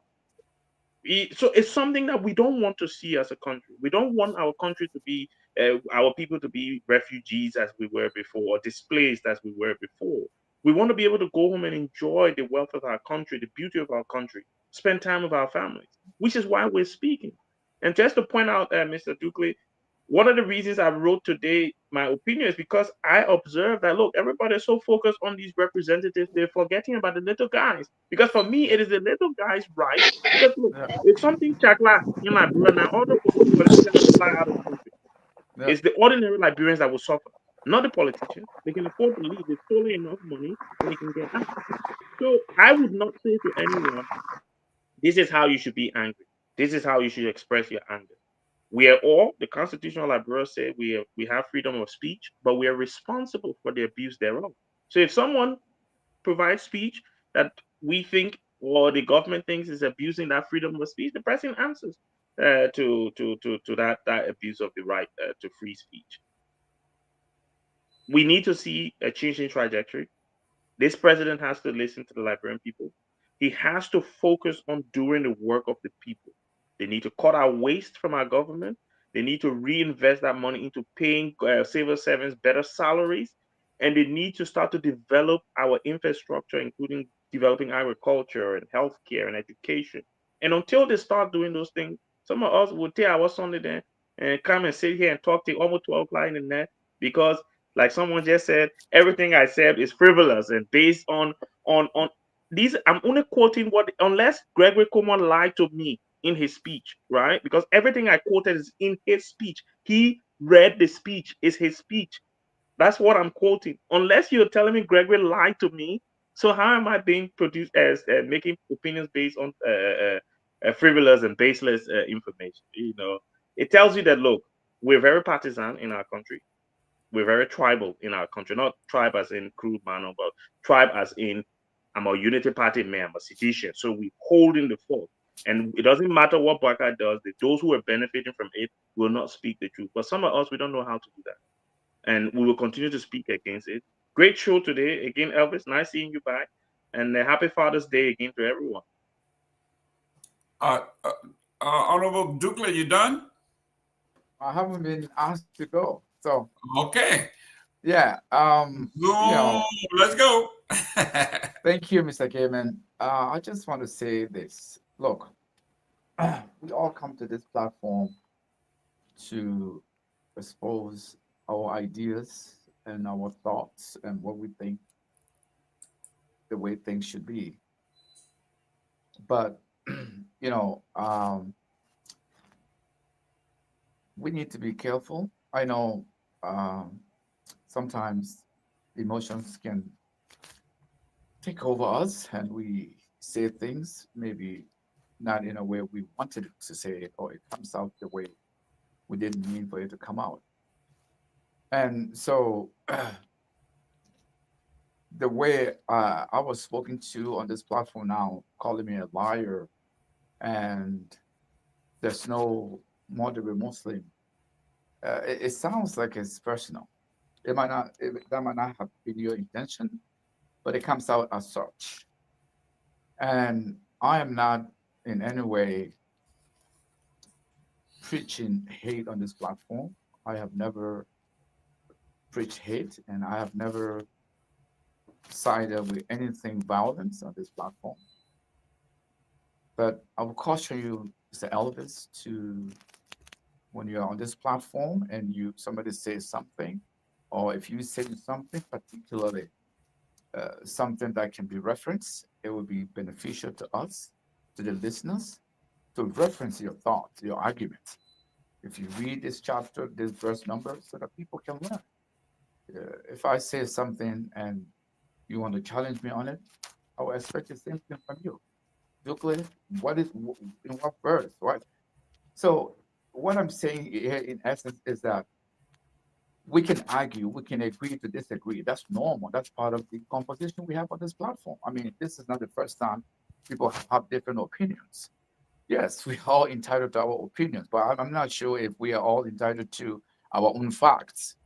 So, like I said, so I was just making reference to you when I said what I said about the Quran, and uh, like you, one of the problems I see with people who are interested about Islam or Islamic studies is that many of them read translated materials into English or whatever language. And I am privileged to have read a lot of my materials in Arabic, which is the original source, as well as in English. And so that gives me some authority on the subject matter. And so, but I don't come here and condemn people or insult people or call them liars and all that. I don't do that because I don't think that can advance anything. I don't think that's in anybody's interest. And so, uh, in our context, I'm older than you are, many many years. If not for anything, I think for my age that would help. And uh, so we all come here again to see how we can advance, focus on Liberia in any way we can. So I just hope that we continue that. And there are many times I've gone against things that Dr. Budi has said, or Mr. Nangwe has said, or even Mr. Gaiman himself. But I don't think I have ever gotten in a composition as heated as what happened today. And if any one of you was offended by the way I responded, my apologies to all of you. I didn't mean for this to be that way. But again, sometimes things happen and, tensions can play out, and why not? So, all we are doing here, we want to see our country improve. We want to see things get better in our country. And so when we talk, I'm sure we all mean well. And I can say here confidently that we all want to see things improve. And so all we can do from our locations is to say what we think things should be and why not. And for that, I want to say Happy Father's Day to all of you, and I'll leave it at that. Nangwe, Hey, listen, happy Father's Day again. Elvis, you were not on set when we made it go around, so happy Father's Day to you, my brother. We started with the situation in the Middle East. I think Mr. Dukley here actually provided a lot of information that I was unaware of. Elvis also did. I guess we have to go in there and decipher some of the stuff that was put on the table. So I'm not going to spend much on it, but I believe Benjamin Netanyahu. Um, I don't think he is. If there's anything wrong with Israel, he cannot be the fixer. He is corrupt. He is hiding behind all of these wars to perpetuate himself. He needs to go, and I hope he does. You know, But we were also talking about the situation at the Capitol building, and our brothers who have been denied bail. I think there are two, for some reason, there are two sets of accused. There is the big boys and big girls, and then the little guys. And from all indications, they are all not being treated equally. And I think that is wrong. The law is blind. Somebody wrote somewhere the law is blind but not blinded. I believe, yeah, and I like that. I think it was my friend Aloysius Japa who wrote that. I'm not sure. But yeah, I think what is happening in our country is cause for concern for all of us. And I think we should insist that the right things get done. I agree with Dr. Budi absolutely. Fonatikofa won this round with the Capitol building thing.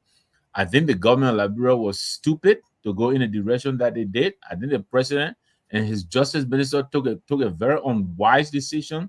And I think we will pay the price for this. We will pay the price. There are a lot of investors right now who are rethinking whatever desire they had to come and engage with Liberia. This is a lawless country.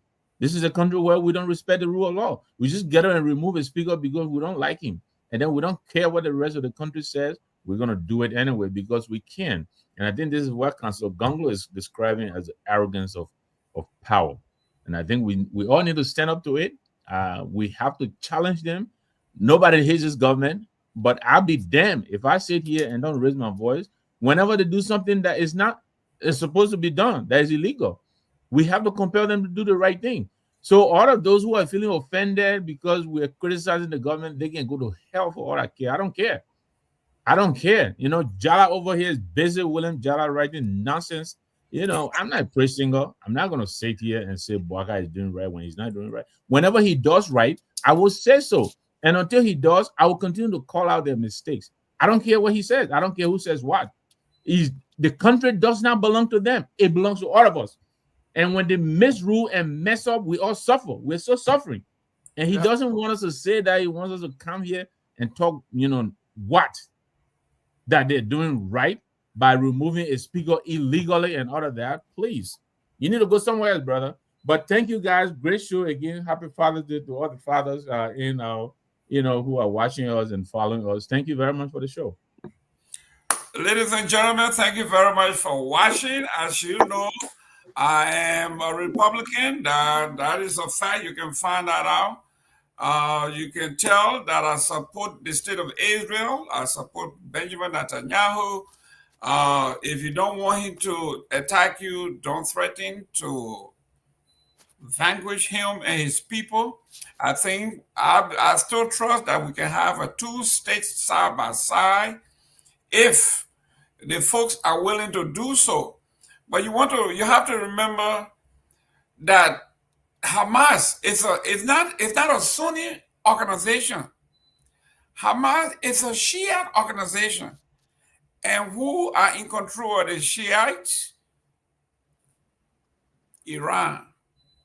We're talking about Hezbollah. That statement is you're acting like the ID like bro now. You're in several connections. Hezbollah. Correction, that statement is inaccurate. Excuse me. Hezbollah is a Shiite organization. Continue to checkmate then, dude. That's your job here on set. Not Hamas. Hezbollah, but not Hamas. Hamas is a Sunni organization. The Houthis in Yemen, they are also part of the axis of evil. They are all in cahoots. They've been supported by Iran. And I support Netanyahu.